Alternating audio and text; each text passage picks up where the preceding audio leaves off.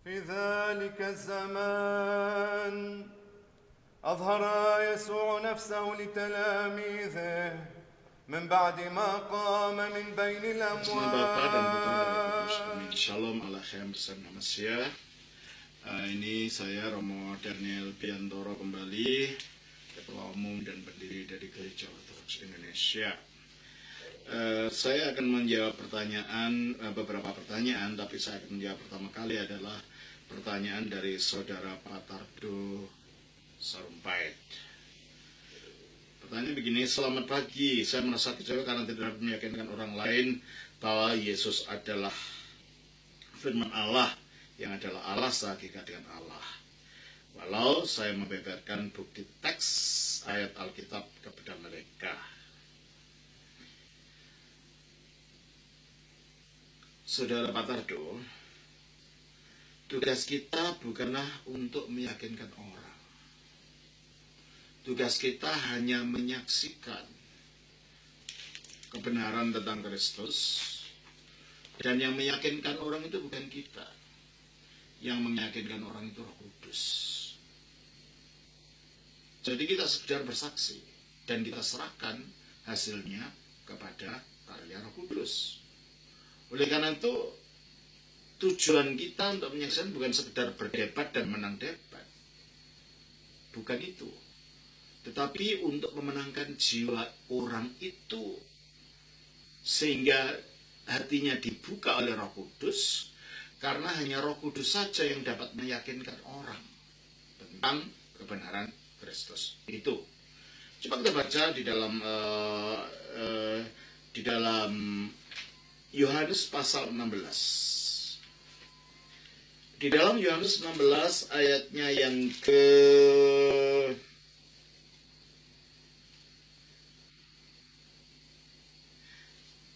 7 sampai dengan ayat yang ke-11 dikatakan begini. Namun benar yang kukatakan ini kepadamu adalah lebih berguna bagi kamu jika aku pergi. Sebab jikalau aku tidak pergi, penghibur itu, Parakletos, yaitu Roh Kudus, tidak akan datang kepadamu, tetapi jikalau aku pergi, aku akan mengutus dia kepadamu. Mengapa? Karena memang datangnya Roh Kudus itu adalah untuk menghadirkan Yesus dan untuk mewakili Yesus dan untuk menyaksikan Yesus. Coba kita baca dalam pasal 16 ini ayat yang ke-26 ya.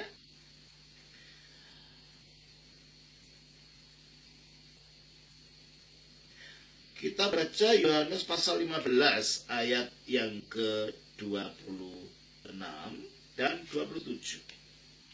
Jikalau penghibur yang akan kuutus dari Bapa datang, artinya yaitu roh kebenaran yang keluar dari Bapa, berarti roh kebenaran aslinya tidak dari dalam Bapa itu sendiri, ia akan bersaksi tentang aku. Tetapi kamu juga harus bersaksi karena kamu dari semula bersama-sama dengan aku. Jadi kesaksian itu ada dua sisi. Satu, kita menyaksikan secara verbal. Roh Kudus menyaksikan secara spiritual di batin orang itu. Sehingga kalau orang tidak meyakini apa yang kita katakan, nggak usah kecewa. Sebab bukan tugas kita meyakinkan orang.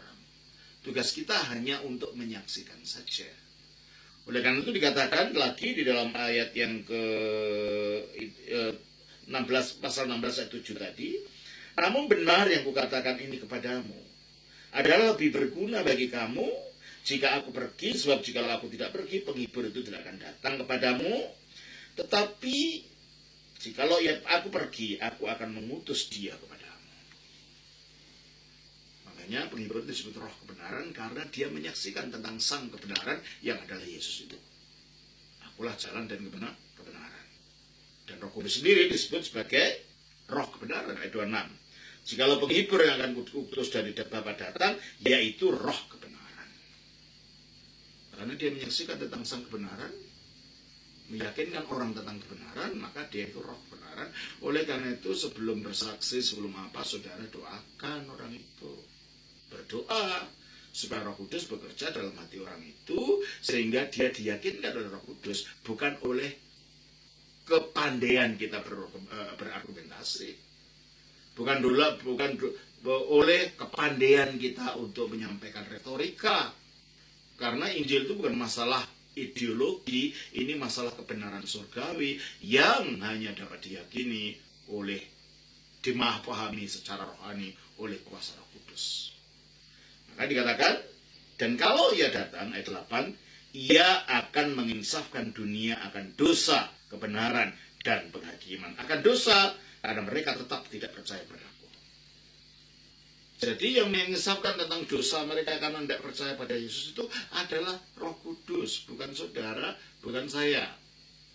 Kita hanya menyampaikan firman dan pada akhirnya Roh Kudus menyertai firman itu akan meyakinkan orang itu. Kenapa begitu? Sebab Alkitab mengajarkan orang-orang yang tidak percaya itu matanya dibutakan. 2 Korintus pasal yang ke-4 ayat yang ke-4 kita baca. 2 Korintus pasal yang keempat, ayat yang keempat, dikatakan oleh kitab suci begini. 2 Korintus pasal 4 ayat yang keempat, Alkitab mengajarkan kepada kita, yaitu ayat 3 dan 4. Jika Injil yang kami beritakan masih tertutup juga, maka ia tertutup untuk mereka yang akan binasa. Jadi kita tidak bisa memaksakan untuk orang percaya atau tidak. Karena hatinya tertutup. Siapa yang menutup? Ayat 4. Yaitu orang-orang yang tidak percaya. Yang pikirannya telah dibutakan oleh ilah zaman ini. Sehingga mereka tidak melihat cahaya Injil tentang kebenaran Kristus yang adalah gambaran Allah. Mereka tidak bisa melihat kebenaran itu. Jadi bukan karena kepandaian saudara. Atau bukan karena kecerdasan saudara, bukan karena saudara banyak ilmunya, bukan itu, tetapi karena Roh Kudus yang meyakinkan orang. Oleh karena itu tujuan kita untuk menyaksikan ini bukan debat ya, bukan menang debat, karena wah nanti kita timbul kesombongan, wah aku menang berdebat, itu bukan. Kita serahkan pada Roh Kudus, sebab Roh Kudus yang mengisahkan orang yang matanya dibutakan. Ini saudara katakan, saya tunjukkan ayat kitab suci. Kalau matanya dibutakan, itu ada penutup di hatinya itu. Tidak akan bisa mengerti. Saudara boleh lemparkan ayat-ayat kitab suci sebanyak-banyaknya, tetap tidak percaya. Karena ada pembutaan dan pembutaan dari kuasa kegelapan, dan juga ada penutup yang menutupi batinnya, sehingga tidak mengerti kebenaran itu. Nah, ini dikatakan di dalam 2 Korintus pasal 3. Ayat yang 14 sampai dengan ayat 15 ya dikatakan. Tapi pikiran mereka dalam hal ini orang Yahudi di sini telah menjadi tumpul, sebab sampai pada hari ini selubung itu masih tetap menyelubungi mereka. Ya kan? Ada selubung itu dalam hati orang itu. Jadi kita ini tidak peperangan secara intelektual, ideologi, menang debat, bukan. Pendekatan Kristen bukan gitu. Kita harus banyak doa, kita doakan orang itu, kita berpuasa kalau perlu, kita mohon Roh Kudus untuk membuka hati orang itu. Agama Kristen bukan sekedar ideologi manusia. Ini wahyu ilahi yang pemahamannya harus melalui penerangan ilahi. Makanya dikatakan lagi di dalam ayat yang ke-15 itu, saya baca lagi. Tetapi pikiran mereka telah menjadi tumpul, sebab sampai pada hari ini selubung itu masih tetap menyelubungi mereka. Jika mereka membaca perjanjian lama, dalam ini membaca kitab suci, bukan hanya perjanjian lama, perjanjian baru juga. Itu tanpa disingkapkan, karena hanya Kristus saja yang dapat menyingkapkannya. Kalau dia tidak percaya pada Kristus, dia tidak percaya kitab suci kita ini sebagai firman Allah. Di mana Anda mau menyodorkan kitab suci pada mereka? Orang yang demikian akan selalu pakai dalil untuk membenarkan yang diyakininya dan untuk menolak kebenaran Injil, sebab ini dikatakan dalam Injil ini. Orang yang tidak percaya hatinya dibutakan, yaitu orang yang tidak percaya yang pikirannya telah dibutakan oleh ilah zaman ini. Hanya dikatakan dalam ayat kembali pada pasal 3:15 ini, bahkan sampai pada hari ini, setelah setiap kali mereka membaca kitab Musa, dalam ini seluruh kitab suci ya, ada selubung yang menutupi hati mereka. Oleh karena itu, untuk mengerti Injil secara benar, bukan hanya secara ideologi, bukan hanya secara konsep pemikiran yang duniawi, itu orang harus menerima pencerahan. Ya, kalau dalam agama Islam ada diyakini untuk percaya kepada ajaran Islam orang menerima hidayah, kita punya paralelnya.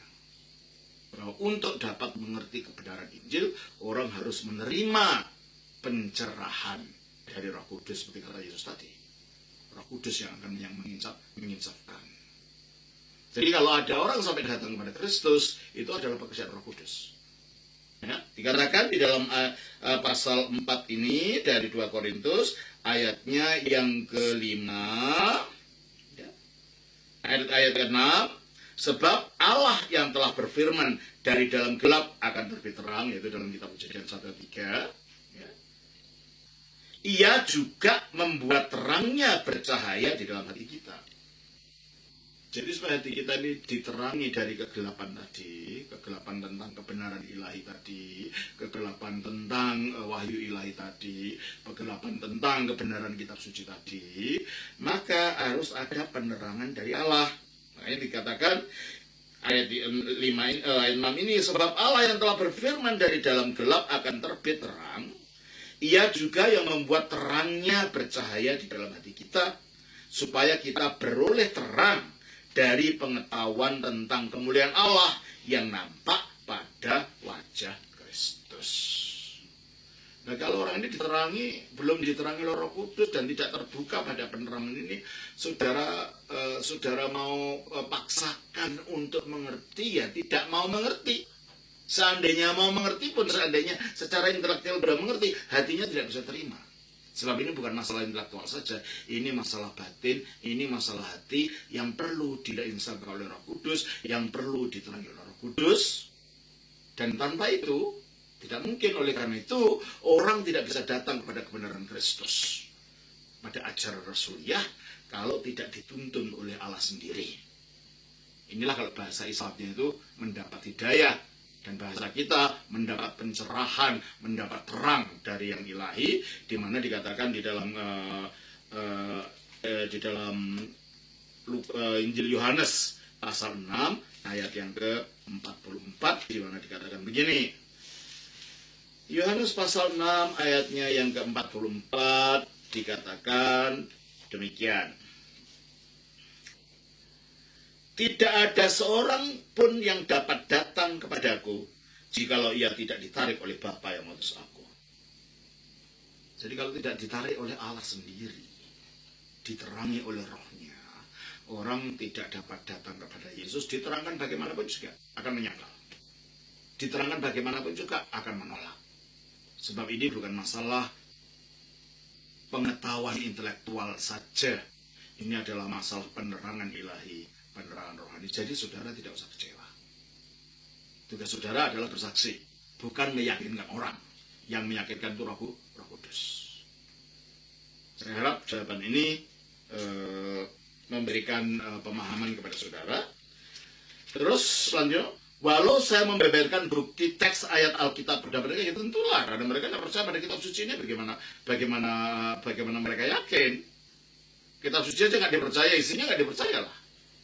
Di samping memang dia tidak akan percaya karena mempunyai pemahaman yang berbeda tentang siapa Yesus itu. Terus sebenarnya terus selanjutnya, kita orang Kristen yakin bahwa firman Allah bukanlah ciptaan. Allah mencipta melalui firman. Ya tentunya. Ya firmannya Allah itu ya kekal karena dia mencipta melalui firman itu. Kalau firman itu ada permulaannya, firman itu ciptaan, apakah Allah menciptakan dengan ciptaan? Nah, ciptaan yang firman itu diciptakan oleh apa lagi? Karena menurut Alkitab, firman itu adalah sarana di mana Allah menciptakan segala sesuatu. Kalau dia sarana untuk menciptakan segala sesuatu, tidak mungkinlah dia sendiri ciptaan. Dia harus kekal di dalam Allah. Ya. Makanya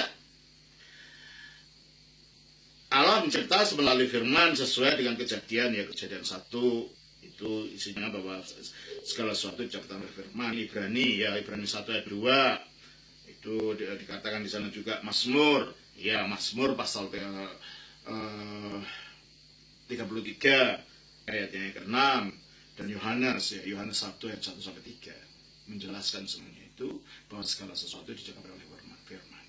Ya. Dan Allah memberi hidup melalui rohnya. Ya. Ya.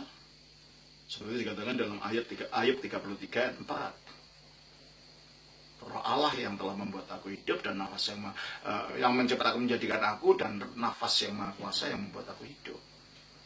Nah, terus tanpa firman Allah itu bisu. Apakah benar pendapat ini? Ya, ini umpama saja. Kalau manusia itu nggak punya kata-kata, bisu nggak? Ya, kalau Allah bukan bisu begitu. Kalau Allah tidak punya firman, lalu dia mau mewahyukan melalui apa? Dia menyatakan dirinya kepada kita melalui apa? Itu maksudnya. Allah itu tidak ada dikenal kalau dia tidak menyatakan melalui firman-Nya. Jadi bukan bisu seperti manusia bisu gitu, enggak ya. Bisu dalam pengertian itu hanya perumpamaan saja. Kalau manusia tidak punya kata-kata itu bisu. Kalau Allah tidak punya firman, ya dia tidak bisa menyatakan diri kepada kita, maka dia tidak bisa wahyu kepada kita, maka kita tidak mengerti tentang Allah sama sekali. Kita jadi buta gitu loh. Artinya Allah tidak berbicara seolah-olah bisu gitu. Karena tidak ada firman yang melaluinya dia menyatakan keberadaannya kepada manusia. Terus,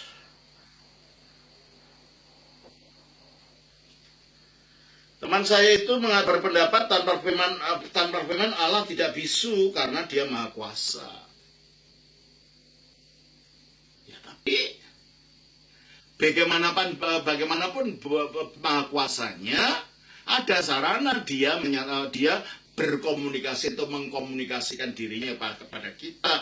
Lah alat komunikasinya disebut firman, bukan dalam arti bahwa mentah-mentah tidak firman dia bermaha kuasa, dia menyatakan. Penyataannya itu loh, komunikasinya kepada manusia ini loh yang disebut firman.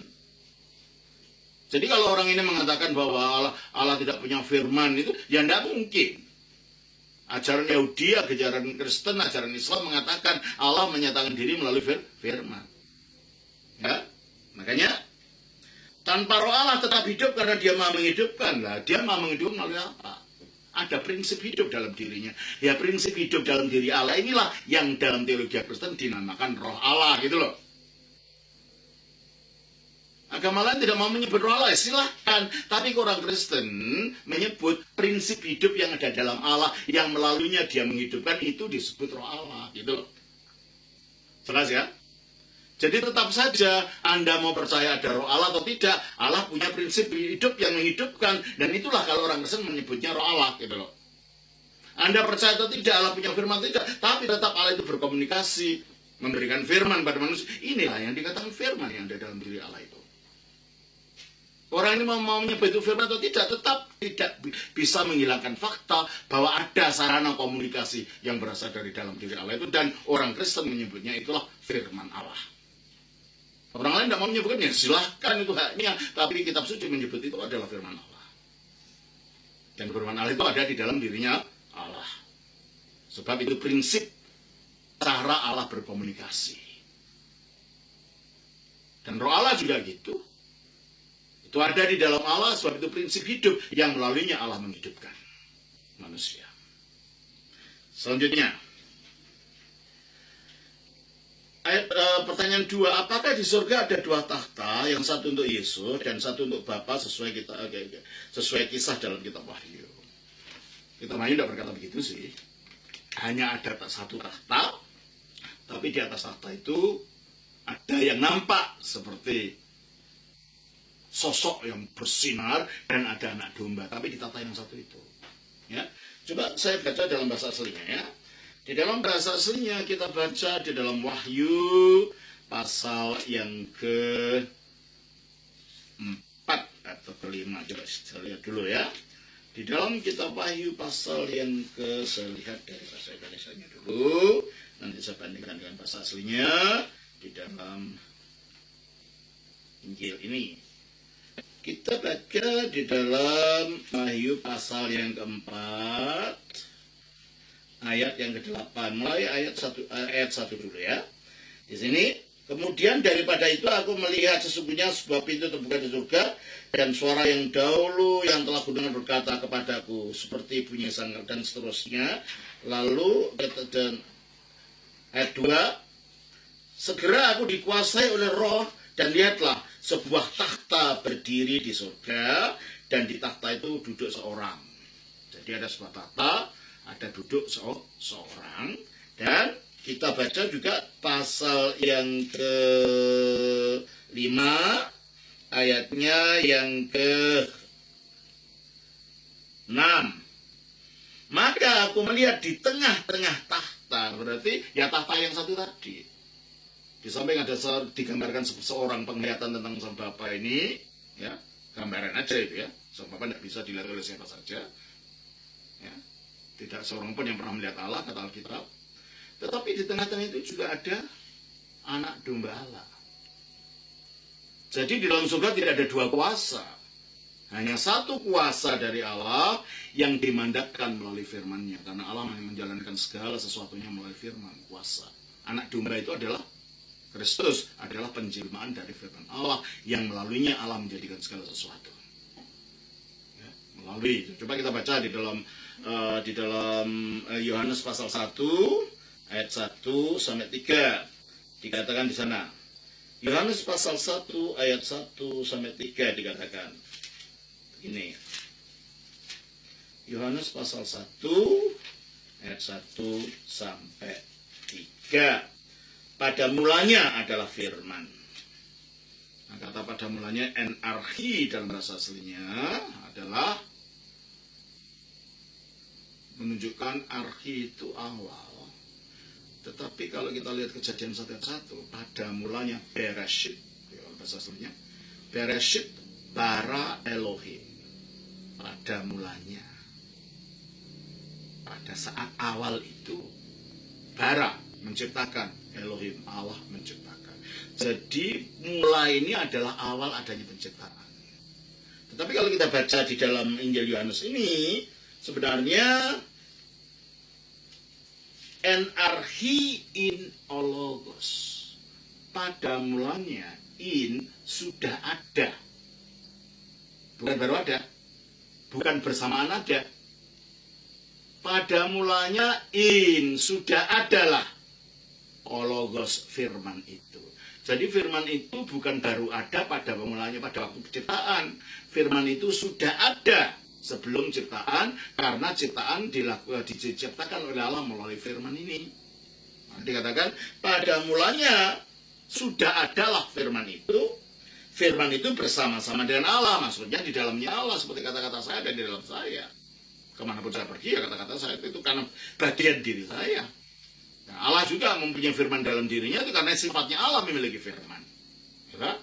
Maka dikatakan, dan firman itu adalah Allah, ya seperti kata-kata saya lah.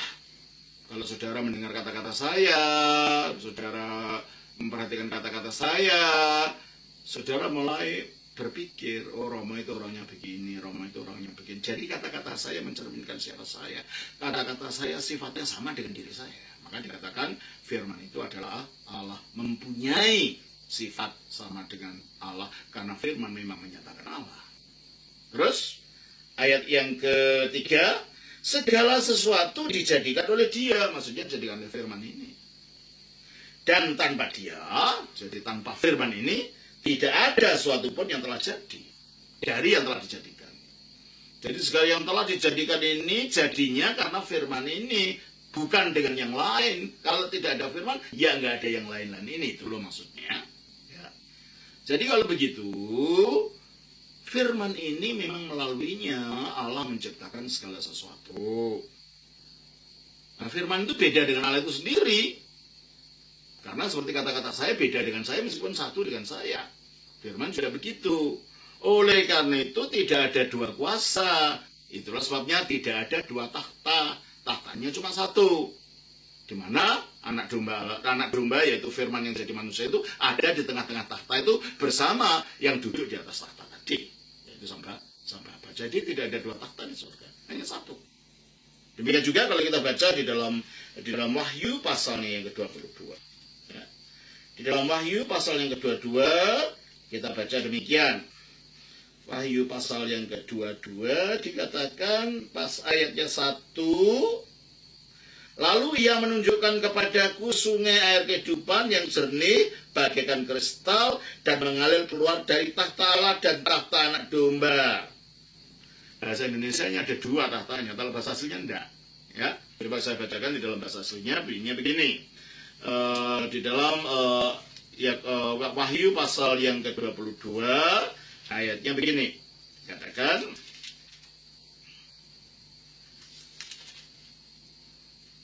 saya baca di dalam bahasa aslinya begini.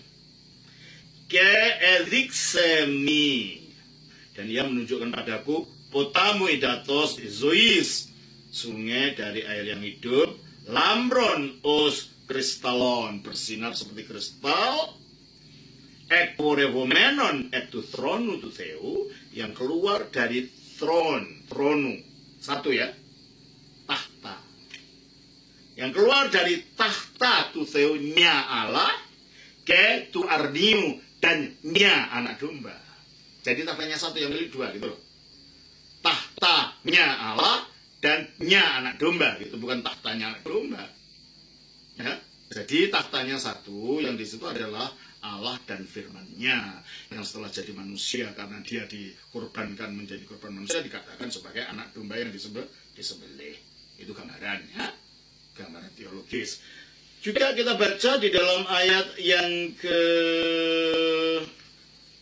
pasal 22 ini, ayat yang ke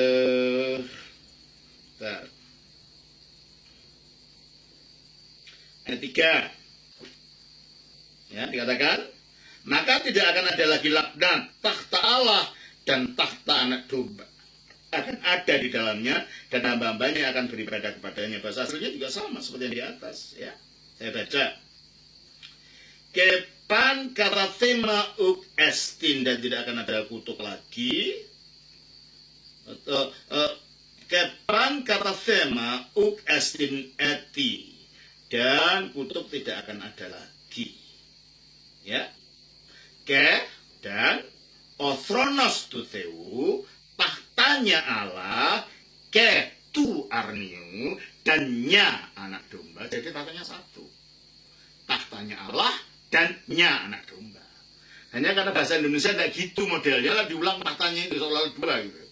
Kalau bahasa aslinya enggak, tahtanya cuma satu, tapi pemiliknya seolah-olah 2, yaitu Allah dan anak domba, karena firman-Nya Allah atau anak domba ini satu, dan Allah duduk di dalam tahta yang satu itu. Jelas ya? Saya harap ini jelas buat saudara. Terima kasih. Selanjutnya, pertanyaan selanjutnya adalah,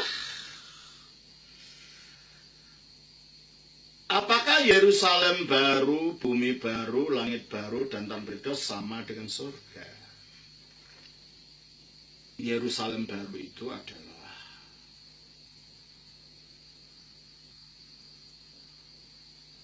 hidup baru di dalam Allah yang sekarang dinyatakan di dalam gereja, dan nanti akan dinyatakan kepada seluruh alam ini, di mana akan ada pembaruan alam semesta ini nanti.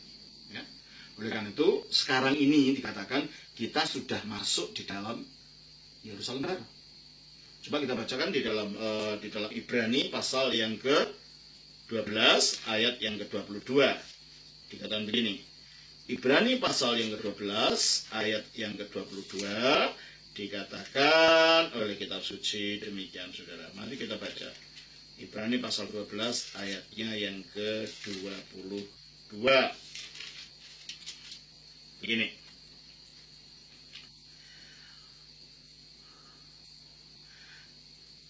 12 ayat 22, pasalnya 12 ayatnya 22, begini bunyinya ya. Tetapi kamu sudah datang ke Bukit Sion. Perhatikan kata-kata sudah ini. Bukan akan, nanti. Sekarang sudah. Tetapi kamu sudah datang ke Bukit Sion, ke kota Allah yang hidup, Yerusalem surgawi, dan kepada beribu-ribu malaikat suatu kumpulan yang meriah. Berarti menurut Alkitab kita ini sudah di sana secara de jure, secara hukum. Kita sudah ditaruh di sana. Jadi kalau gitu Yerusalem baru itu adalah nanti sekarang dinyatakan dalam gereja. Ya tentunya gereja Rasulia ya. Di dalam gereja Rasulia itu dinyatakanlah Yerusalem baru itu, kita mengalaminya melalui sakramen-sakramen, melalui karya kudus yang ada di dalamnya. Itulah kita mengalami Yerusalem baru itu. Ya. Dan karena di sana itu berarti yang kekal itu sudah masuk di dalam alam. Jadi gereja itu menjadi beranda daripada kekekalan itu. Kalau kita sudah dalam gereja, kita sudah masuk ke dalam beranda kekekalan itu, kita sudah mengalami Yerusalem baru itu. Dan Yerusalem baru itu nanti dinyatakan bersama-sama ketika orang percaya itu akan dinyatakan waktu Yesus datang. Coba kita baca di dalam Kolose pasal yang ke-3, ayatnya yang ke-4, dikatakan begini. Kolose pasal 3 ayat 4 dikatakan, apabila Kristus yang adalah hidup kita menyatakan diri kelak dalam kemuliaannya ya, dengan tubuh yang sudah dimuliakan itu, kamu pun, ini maksudnya orang percaya yang berada dalam gereja Kristus yang benar, yang mengikuti ajaran yang benar, kamu pun akan menyatakan diri. Berarti kita sekarang belum apa adanya seperti yang dimaksudkan oleh Kristus waktu kita diselamatkan ini. Nanti kita akan menjadi seperti Kristus. Kristus dinyatakan, kita akan dinyatakan dalam kemuliaan seperti Kristus. Ya. Kamu pun akan menyatakan diri bersama dengan Dia dalam kemuliaan. Tubuh kita akan bersinar, tubuh kita akan dirohanikan, tubuh kita akan menjadi mulia pada waktu Kristus datang. Nah, karena pada waktu Kristus sudah kita dibangkitkan, lepas dari kematian, kita dimuliakan, itu menjadi tubuh yang lain dari tubuh yang sekarang ini, maka tidak mungkin tinggal di tempat seperti ini. Itulah sebabnya alam ini juga akan diubah untuk menyesuaikan dengan tubuh kita yang akan diubah nanti.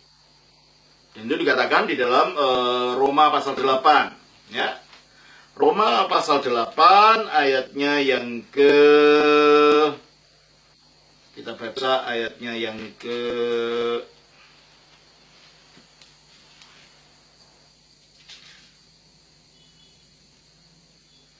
19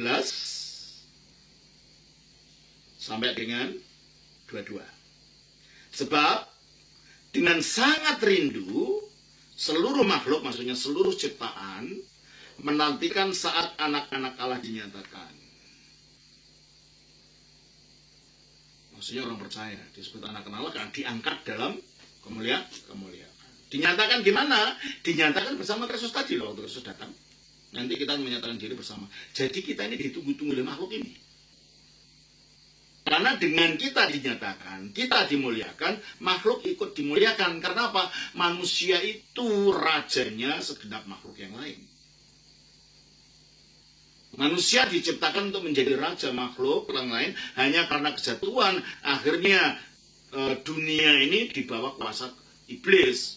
Tapi sekarang pada waktu nanti Kristus datang, dimuliakan kembali, dipulihkan kembali kepada manusia dalam persekutuan kita dengan Kristus. Maka dikatakan, sebab dengan sangat rindu seluruh ciptaan menantikan saat anak-anak Allah dinyatakan. Mengapa? Karena seluruh makhluk, hanya seluruh ciptaan telah ditaklukkan kepada kesia-siaan. Kesia-siaan ini gimana? Lahir, besar, sakit, mati. Lahir, besar, sakit, mati itu. Akhirnya semuanya pada kesia-siaan. Ya. Ditaklukkan kepada kesia-siaan bukan oleh kehendaknya sendiri. Siapa sih mau mati? Siapa sih mau sakit? Siapa sih mau tubuhnya lapuk? Tidak ada.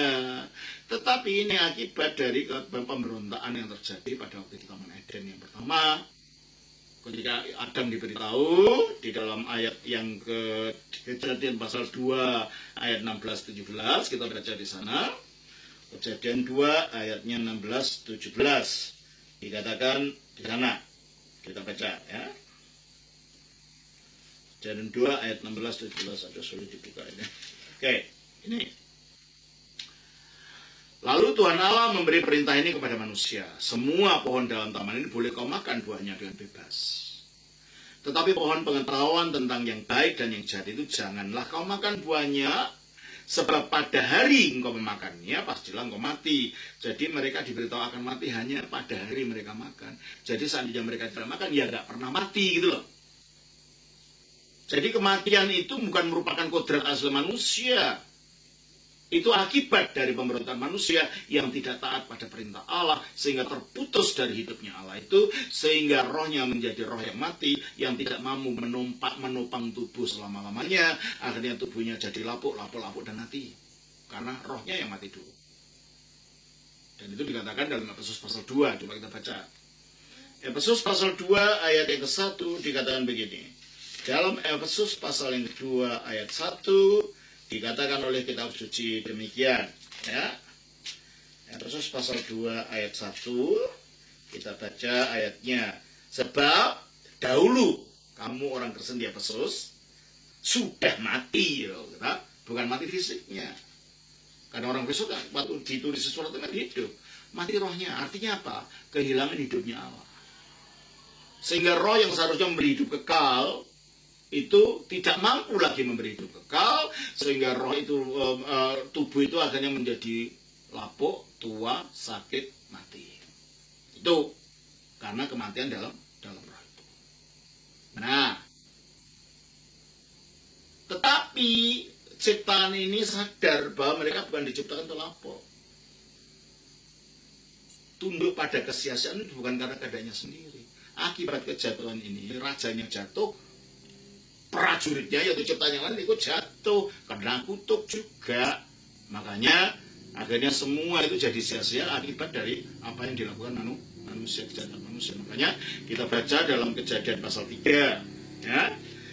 Dalam Kejadian pasal 3, 17, lalu firman-Nya kepada manusia itu, karena engkau mendengarkan perkataan istrimu dan makan dari buah pohon yang telah kuperintahkan kepadamu, jangan makan daripadanya, maka terkutuklah tanah. Karena engkau, akhirnya lingkup kehidupan manusia ikut terkutuk, sehingga kita mengalami banyak penderitaan, banyak masalah, banyak kejahatan di dalam alam ini akibat kejatuhan tadi.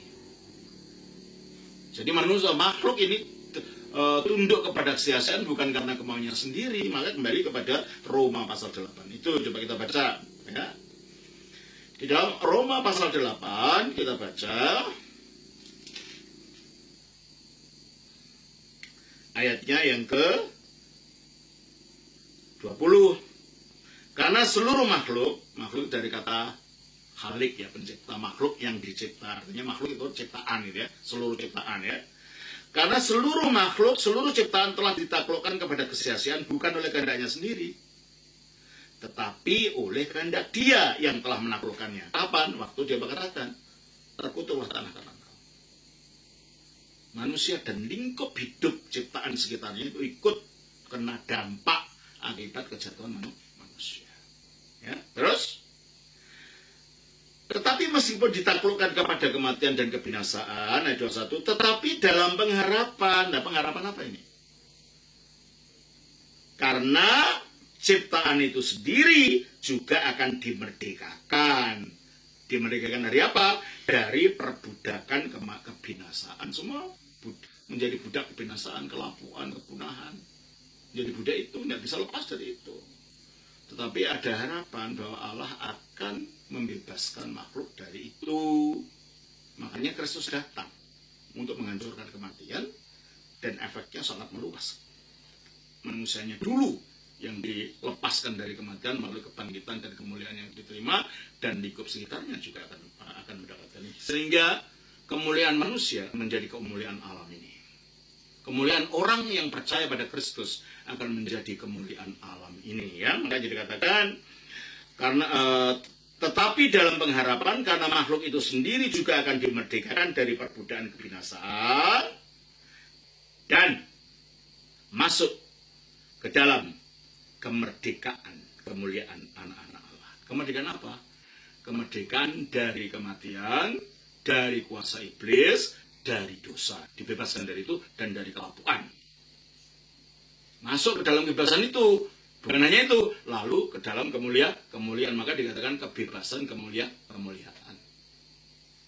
Jadi alam semesta itu nanti menjadi langit baru dan bumi baru akibat penebusan Kristus yang manusia mengalaminya dan lingkup sekitarnya akan mengalaminya. Itulah bumi langit baru, bumi yang baru itu, Yerusalem baru yang sudah kita alami dalam kehidupan rohani gereja itu akan dinyatakan dalam alam ini sesudah alam ini dioperasi dari kutubnya melalui adanya penghancuran yang orang lain mengatakan sebagai kiamat itu. Coba kita baca dalam 2 Petrus pasal 3 ya. 2 Petrus pasal 3 ayatnya yang ke 10 sampai ayat yang ke 12. Coba kita baca di sana ya. 2 Petrus pasal yang ketiga ayatnya 10 sampai dengan ayat yang ke 13 lah. Tetapi hari Tuhan, hari datangnya Tuhan maksudnya nyata Kristus akan tiba seperti pencuri, artinya tidak bisa diduga-duga. Makanya kalau ada orang mau menubuatkan katanya Tuhan akan datang tanggal ini, hari ini, jangan percaya, itu bohong. Itu bohong, kita tidak tahu kapan kedatangan hari Tuhan itu. Datangnya kapan saja seperti pencuri. Emangnya saudara tahu kapan pencuri datang ke rumah saudara? Tidak kan? Nah, itulah maka dikatakan, tetapi hari Tuhan akan tiba seperti pencuri. Pada hari itu langit akan lenyap dengan gemuruh yang dahsyat, dan unsur-unsur dunia akan hangus dalam nyala api, dan bumi dan segala yang ada di atasnya akan hilang lenyap. Jadi ini bukan dianjurkan untuk dimusnahkan, tapi diambil efek kematian, efek kelapuan akibat kutub yang dijatuhkan pada waktu kejahatan manusia di Taman Eden, dan sesudah diambil dipulihkan kembali bumi itu, tapi menjadi baru supaya cocok menjadi tempat tinggalnya manusia mempunyai tubuh yang mulia tadi. Itulah yang disebut langit baru, bumi baru. Maka dikatakan dalam ayat 13, tetapi sesuai dengan janjinya kita menantikan langit yang baru dan bumi yang baru di mana terdapat kebenaran. Nah, itulah langit baru dan bumi baru itu. Ya alam ini tetapi yang sudah dimuliakan, seperti tubuh ini dibangkitkan tapi dimuliakan. Sudah tidak bisa mati lagi, tidak bisa jadi tua lagi, tidak bisa sakit lagi, bersinar seperti malaikat di surga. Nah, jadi nanti antara surga dan bumi yang baru itu menjadi satu, dan ini memang tujuan daripada datangnya Kristus itu menyatukan antara yang surga dan bumi. Coba kita baca dalam Efesus pasal 1 ayat yang ke-10 ya. Di dalam Efesus pasal yang ke-1 ayatnya yang ke-10 dikatakan begini, saudara. Sebagai persiapan kegenapan waktu untuk mempersiapkan di dalam Kristus sebagai kepala segala sesuatu baik yang di surga untuk saya ulang lagi. Sebagai persiapan kegenapan waktu untuk mempersatukan di dalam Kristus sebagai kepala baik segala sesuatu baik yang di surga maupun yang di bumi. Jadi nanti dalam Kristus segala sesuatu disatukan dalam kemuliaan itu. Jelas itu ya. Jadi kalau begitu pertanyaannya, apakah Yerusalem baru, bumi baru, langit baru, dan Taman Firdaus sama dengan surga? Ya, saudara bisa jawab sendiri sekali ini. Nah, mengenai Firdaus itu bukan surga itu sendiri. Karena orang masuk surga harus ada kebangkitan dulu. Hari pengadilan akhir, dibangkitkan, dimuliakan, baru masuk surga. Sekarang kan orang belum dibangkitkan, belum pengadilan. Dan ketika pencuri di sebelah kanan Kristus itu mengakui Kristus, apa dikatakan? Hari ini juga engkau akan berada di Firdaus bersama-sama dengan aku. Oleh karena itu, Firdaus itu adalah tempat penantian laksana surga, tapi bukan surga itu sendiri. Jadi belum ada orang naik ke surga itu sebelum tubuhnya dibangkitkan dalam kemuliaan. Jelas ya? Baik. Lalu kemana orang yang beriman masuk? Ya kalau dia diperkenalkan Tuhan, ya masuknya ke Firdaus tadi.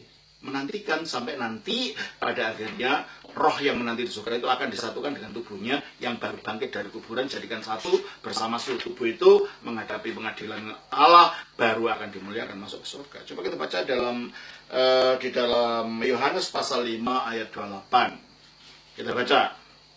Yohanes pasal 5 ayat 28 dikatakan oleh kitab suci begini. Janganlah kamu heran akan hal itu, Sebab saatnya akan tiba bahwa semua orang yang di dalam kuburan akan mendengar suaranya. Suara siapa? Suara Kristus waktu datang nanti. Dan mereka yang telah berbuat baik akan keluar dan bangkit untuk hidup yang kekal. Tetapi mereka yang telah berbuat jahat akan bangkit untuk dihukum. Semua orang akan dibangkitkan. Rohnya yang sekarang menunggu di Firdaus, itu akan disatukan dengan tubuhnya untuk orang yang nanti masuk surga. Untuk orang yang masuk neraka, nanti rohnya masuk dalam laksanaan neraka, belum neraka, namanya Tartarus. Itulah alam kematian. Akan disatukan, baru dibangkitkan. Jelas ya? Baik, saya kira itu jawaban saya. Tolong jelaskan perbedaan keilahian dan ketuhanan Yesus. Kalau keilahian itu sifat kealahan. Yesus mempunyai sifat keilahian bukan dalam kemanusiaannya. Dalam wujud aslinya sebelum jadi manusia, sebagai firman. Maka dikatakan pada mulanya adalah firman. Firman itu bersama-sama dengan Allah, dan firman itu adalah Allah. Orang sering lupa bahwa Yesus juga manusia gitu loh. Selalu dilihat keilahiannya saja, tidak diingat bahwa dia juga manusia, manusia sejati yang memiliki sifat sama persis seperti kita. Bisa lahir, bisa mati, bisa sakit, bisa menderita, dan akhirnya bisa mati. Bisa makan, bisa minum, ya karena memang dia betul-betul manusia gitu ya. Maka dikatakan di dalam Ibrani 2 ayat yang ke-17 dikatakan begini.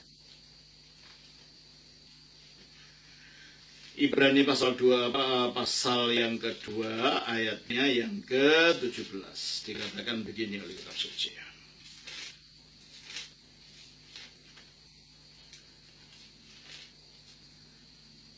Itulah sebabnya maka dalam segala hal ia harus disamakan dengan saudara-saudaranya. Gitu loh.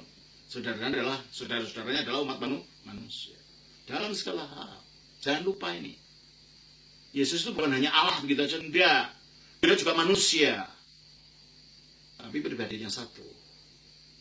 Nah, pribadi yang satu ini berkarya sesuai dengan kebutuhan, kadang-kadang menggunakan kodrat ilahinya, kadang-kadang menggunakan kodrat manusianya. Karena kedua kodrat disatukan dalam satu pribadi. Makanya dikatakan di dalam Kolose 2 ayat 9, kita baca di sana. Ya. Kolose 2 ayat 9 dikatakan di sana, sebab dalam dialah, dia di situ artinya satu, berarti ada satu pribadi dalam Yesus. Berdiam secara jasmania.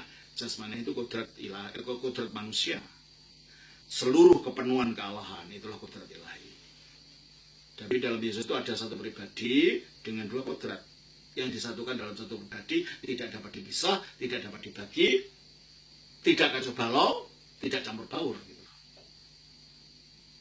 Nah, gambarannya gimana? Saudara pernah melihat pandai besi enggak? Membuat sabit. Sabit itu kan terbuat dari besi, ya kan? Bentuknya ya sabit. Tapi ketika dimasukkan dalam api, mengambil sifat apa? Sifat api.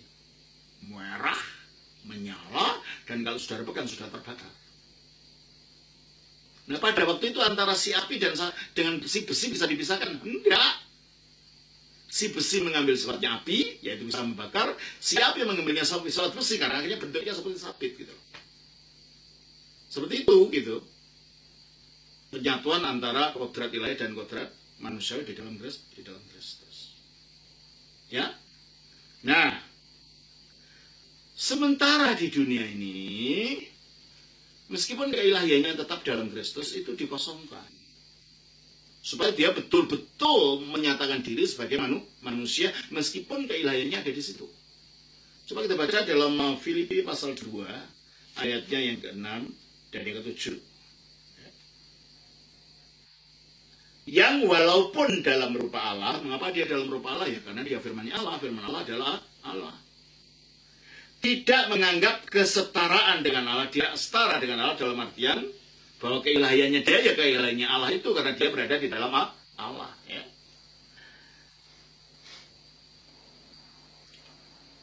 Mana tadi? kesetaraan dengan Allah itu sebagai milik yang harus dipertahankannya, melainkan telah mengosongkan dirinya sendiri.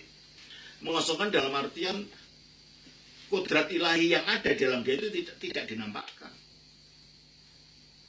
Hanya kadang-kadang saja dinampakkan kalau dia berbuat mukjizat. Pada waktu dia dimuliakan di atas gunung, ada sinar keluar dari dirinya. Tapi pada waktu di dunia dia hidup sebagai manusia sama seperti saudara saya. Ya, jangan lupakan ini. Ya.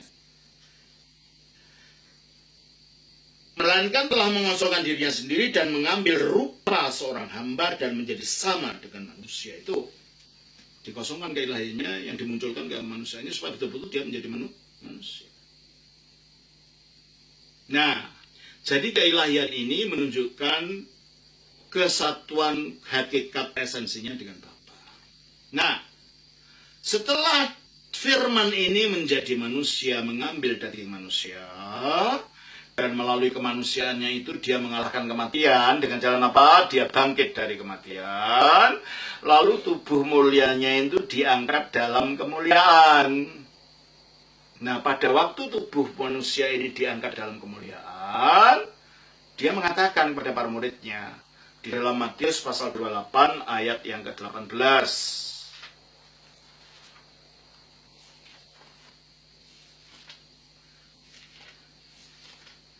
Matius 28 ayat yang ke-18 dikatakan begini. Ya. Dikatakan oleh kitab suci demikian. Matius 28 ayat yang ke-18. Yesus mendekati mereka dan berkata, kepadaku telah diberikan. Ya, dalam kemanusiaannya itu yang sudah dimuliakan itu diberikan. Berarti ada yang memberi. Siapa? Ya Bapa. Apa yang diberikan padanya? Segala kuasa di surga dan di bumi. Kalau dia memiliki segala kuasa, namanya apa? Sang Maha Penguasa. Sang Maha Tuan, ya. Itulah sebetulnya disebut Tuhan. Tuhan bukan artinya kealahannya, tapi kekuasaan yang diberikan kepadanya oleh Allah. Makanya yang mengangkat Yesus jadi Tuhan, itu Allah. Coba kita baca di dalam, artinya jadi Tuhan apa? Jadi penguasa gitu ya. Penggenapan janjinya kepada Daud. Karena Allah menganjurkan pada Daud bahwa Daud akan dari anaknya akan ada satu yang akan menjadi raja. Dan ketika Maria didatangi malaikat dikatakan, coba kita baca Lukas pasal 1 ayat 32. Ya. Dalam Lukas pasal 1 ayat 32 dikatakan begini, ya. Kita baca Lukas 1 ayatnya 32. Begini bunyinya. Ya. Lukas 1 ayat 32 dikatakan, ayat 31, sesungguhnya engkau akan mengandung dan akan melahirkan seorang anak laki-laki, dan adalah engkau menamai dia Yesus. Ia akan menjadi besar dan akan disebut anak Allah yang maha tinggi, dan Tuhan Allah akan mengaruniakan kepadanya tahta Daud bapa leluhurnya, dan ia akan menjadi raja atas kaum keturunan Yakub sampai selama-lamanya, dan kerajaannya tidak akan berkesudahan. Kalau kerajaan dunia biasa pasti ada berkesudahannya, pasti ada akhirnya. Ini dikatakan kerajaannya tidak akan berkesudahan, berarti kerajaannya tidak akan berakhir. Oleh karena itu, dia diangkat dalam kemuliaan, diberi segala kuasa, memang untuk menggenapi janji kepada Daud, tapi lebih dari itu. Lebih dari itu. Tapi yang menjadi dasarnya adalah janjinya Allah kepada Daud, bahwa akan ada keturunannya akan menjadi raja. Nah, makanya dikatakan, kepadaku telah diberikan segala kuasa. Ya. Nah, itu sebabnya kalau dikatakan yang mengangkat Yesus menjadi Tuhan siapa? Menjadi Maha Tuhan ini siapa gitu ya? Harapannya sendiri, Allah sendiri. Maka dikatakan di dalam Kisah Rasul pasal 2 ayatnya yang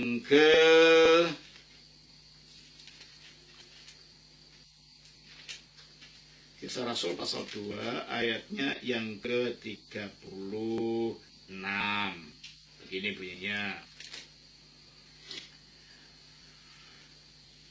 Jadi seluruh kaum Israel harus tahu dengan pasti bahwa Allah telah membuat Yesus yang kamu salibkan itu menjadi Tuhan dan Kristus.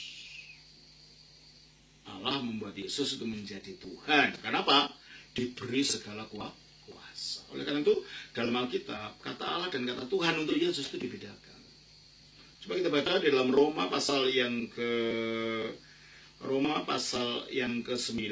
10 ayat 9 dan 10 dikatakan begini, ya. Roma pasal 10 ayat 9 dan 10 dikatakan, sebab jika kamu mengaku dengan mulutmu bahwa Yesus adalah Tuhan, siapa yang Tuhan? Yesus. Dan percaya dalam hatimu bahwa Allah telah membangkitkan dia. Siapa yang membangkitkan Yesus yang Tuhan itu? Allah. Berarti Allah dan Tuhan kan beda.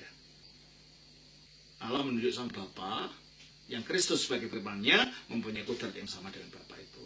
Tuhan menunjuk kemanusiaannya yang diangkat dalam kemuliaan setelah diberi segala kuasa. Ya, kita baca juga dalam 1 Korintus 6. 1 Korintus pasal yang ke-6 ayatnya yang ke-14 dikatakan begini. 1 Korintus pasal 6 ayat yang ke-14. Allah yang membangkitkan Tuhan. Kalau Tuhan dan Allah artinya sama kan, ini kalimat tidak masuk akal gitu loh. Allah yang membangkitkan Tuhan. Maksudnya sang Bapa yang membangkitkan dia yang diangkat dalam kemuliaan tadi. Dia yang telah diberi segala kuasa, yaitu Yesus. Jadi Tuhan itu tidak menunjuk kealahan Yesus, menunjukkan kepenguasaan yang diberikan kepadanya oleh Allah. Diangkat dalam kemuliaan setelah selesai mengalahkan dosa iblis dan maut. Kita baca juga dalam 1 Korintus 8 ayat yang ke-6. Namun, bagi kita hanya ada satu Allah saja, yaitu Bapa, yang daripadanya berasal segala sesuatu, dan yang untuk dia kita hidup, dan satu Tuhan saja, yaitu Yesus Kristus. Jadi Alkitab jelas membedakan antara sebutan Allah untuk Bapa, yang daripadanya Yesus berasal sebagai firman-Nya dan tinggal sebagai firman-Nya, makanya memiliki kudrat yang sama dengan Bapa, dengan kata Tuhan untuk Yesus yang artinya penguasa, junjungan agung yang diberi kuasa oleh Bapa. Makanya kalau kita dikatakan orang Kristen telatah mengatakan kita anak-anak Tuhan, enggak, jabatan tidak punya anak. Makanya kita tidak pernah menyebut kita anak Tuhan, tapi anak Allah. Ada sih dalam perjanjian lama anak Tuhan, tapi huruf besar semua. Itu adalah transliterasi dari kata Yahweh, anak-anak Yahweh gitu. Coba kita baca Ulangan pasal 14. Ya. Di dalam Ulangan pasal 14 kita baca begini. Ya. Ayat 1, ayat 2 lah. Coba kita baca di sana. Ulangan 14 ayatnya yang ayat 1 lah. Kamulah anak-anak Tuhan, huruf besar semua. Ini anak Yahweh. Untuk gelar pada Yesus bukan huruf besar semua, hanya artinya huruf besar karena artinya penguasa, bukan Yahweh. Ya. Maka dikatakan kamulah anak-anak Yahweh Allah. Jelas ini ya. Jadi kalau kita menyebut kita anak-anak Tuhan, Tuhan siapa? Tuhan Yesus ya? Enggak lah. Kita anak-anak Bapa. Yesus adalah abang kita. Coba kita baca di dalam Roma pasal yang ke-8. Roma 8 ayat 29 dikatakan begini. Sebab semua orang yang dipilihnya dari semula, mereka juga ditentukannya dari semula untuk menjadi serupa dengan gambaran anaknya, supaya ia, anaknya itu, menjadi yang sulung di antara banyak saudara. Dia sulung dari saudara-saudaranya yang manusia ini. Berarti dia abang kita gitu loh. Abang ilahi kita gitu. Jadi keliru lah, kita bukan anaknya Tuhan Yesus, kita anaknya Bapa. Melalui Yesus Kristus diangkat dalam iman kita dalam Yesus. Jadi jelas ya, keilahian menunjukkan sifat keilahiannya, kealahannya yang asli yang satu dengan Bapa. Ketuhanan artinya adalah kekuasaan yang diberikan kepadanya sesudah dia diangkat dalam kemuliaan. Untuk apa Yesus diberi ketuhanan Bapa ini? Untuk dijalankan, untuk membuka satu penggenapan janji Allah kepada Daud.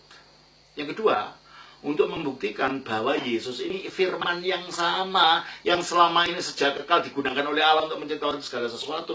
Maka sekarang Allah menjalankan karyanya melalui Yesus, sebab dia tetap firman itu. Hanya supaya orang tahu bahwa kedudukannya sebagai firman tidak berubah, meskipun sekarang pakai tubuh.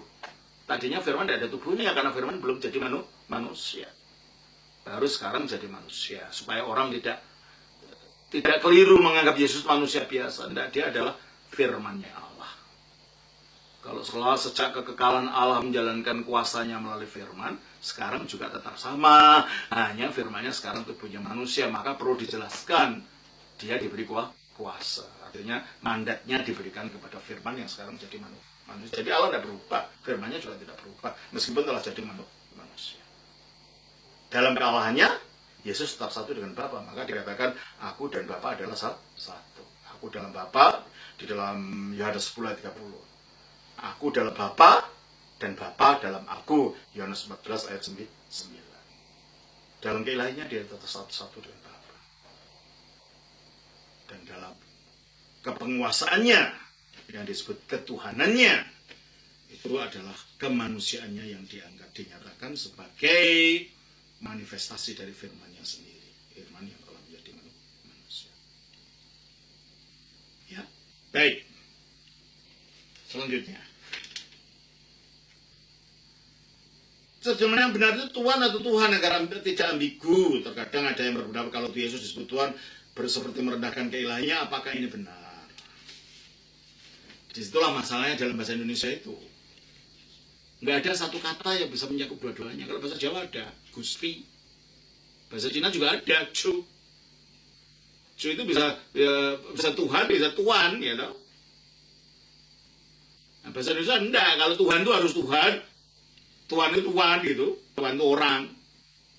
Ya tergantung, karena bahasa aslinya semua sama. Baik waktu Yesus di bumi ya Kyrios, waktu Yesus dimuliakan ya Kyrios. Nah, kita lihat kalau begitu. Kalau dalam pengertian dia yang sudah dimuliakan disebut sebagai Kyrios, artinya kalau menggunakan bahasa Indonesia, ya akhirnya Tuhan, karena bukan Tuhan biasa, bukan gelar Tuhan kayak Pak gitu kan. Bukan itu. Menunjukkan penguasa gitu loh. Nah, pada waktu masih di bumi, kalau dia disebut oleh muridnya Tuhan, artinya Tuhan gitu, karena kata bahasa Yunani sama. Nah, dalam bahasa Yunani Kyrios itu bisa Tuhan. Makanya sekarang kalau Yunani, kalau bahasa Yunani kalau menyebut Tuan George, Kyrios Yorgos gitu. Tuan John gitu ya, Kyrios Ioannis gitu, sampai sekarang gitu loh. Kalau perempuan Kyria, bentuk perempuan dari kata Kyrios. Tapi itu Yesus tidak mungkin setelah dalam kemuliaan itu Kyrios artinya Tuhan, yang enggak lah. Karena dia milik segala kuasa. Oleh karena itu dalam bahasa Indonesia disebut Tuhan. Padahal kalau dalam bahasa umum Tuhan itu sama dengan Allah dalam bahasa Indonesia gitu kan. Itulah yang menimbulkan banyak kekeliruan gitu ya. Yesus disebut Tuhan dalam pengertian yang diberi kuasa mutlak. Padaku telah diberikan segala kuasa di surga dan di bumi. Ya. Jadi kalau saya tidak tahu bahasa daerah mana yang antara Tuhan dan Tuhan itu jadi satu. Yang saya tahu bahasa Jawa Tuhan, Gusti itu ya bisa Tuhan, bisa Tuhan. Makanya kalau raja di Solo panggilannya Gusti Mangkunegoro gitu. Tapi Tuhan Allah itu panggilannya juga Gusti Allah, sama Gustinya.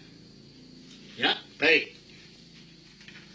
Nah, mungkin ada pertanyaan, mana Yesus pernah ngaku dirinya Tuhan? Ada. Coba kita baca di dalam Yohanes 13 ayat 13. Yohanes 13 ayat yang 13 dikatakan begini, ya. Kamu menyebut aku guru dan Tuhan, dan katamu itu tepat, sebab memang akulah guru dan Tuhan. Ya kan, ada kan?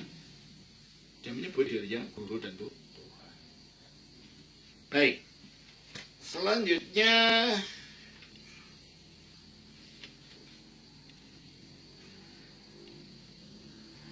mengapa Allah Bapa memberi kuasa kepada Yesus? Ya karena dia firman-Nya kan. Untuk menunjukkan bahwa sampai kapanpun Allah tetap bekerja melalui firman-Nya, menyatakan kuasanya melalui firman-Nya. Meskipun sekarang firman-Nya jadi manusia, itu perlu dinyatakan supaya orang tahu bahwa yang jadi manusia anaknya Maria itu ternyata ya firman itu gitu loh. Maka diberi kuasa, diberi manat kuasa. Bukankah nanti Yesus jadi lebih tinggi derajat kuasa dari Bapa? Menjadi Yesus tidak setara dengan Bapa? Ya enggak lah. Kalau dia yang memberi itu Bapa, berarti Yesus pun masih tetap di bawah Bapa, karena dia menerima dari Bapa dalam kemanusiaannya. Kelainnya sih sama, makanya dikatakan setara tadi kan. Aku dan Bapa adalah satu dalam keilahiannya. Tapi dalam jenjang hubungan antara firman dan Allah dan firman-Nya, itulah firman masih tetap rendah. Dalam pengertian firman itu disebut yang kedua sudah Bapa. Maka nantinya kemanusiaan itu di akhir zaman akan tunduk kembali kepada Bapa. Gitu ya. Coba kita baca di dalam 1 Korintus pasal yang ke-15. Di dalam 1 Korintus 15 dikatakan demikian. Ayatnya yang ke 1 Korintus 15 ayatnya 28 ya. Dikatakan begini. 1 Korintus 15 ayatnya 28. Kita baca begini.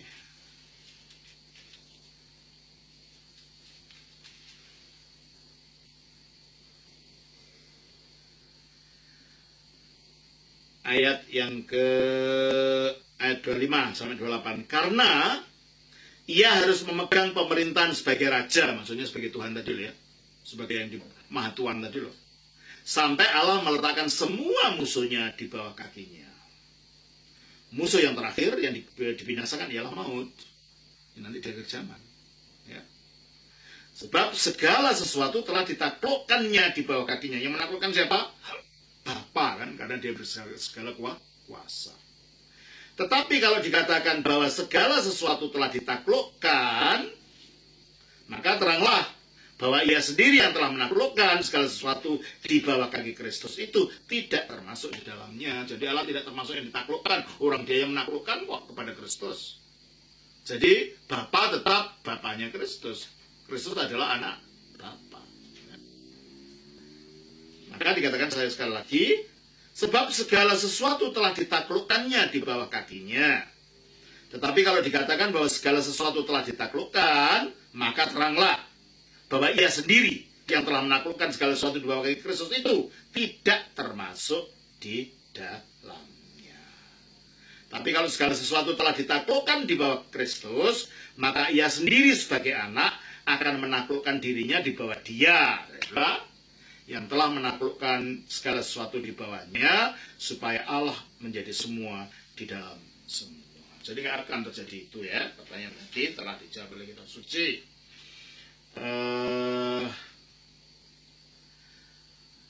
Jadi ini pertanyaan dari saudara Patardo. Semoga menjadi berkat dan membawa pepahaman. Terima kasih, Tuhan berkati. Nama Bapa, Putra, Roh Kudus. Amin.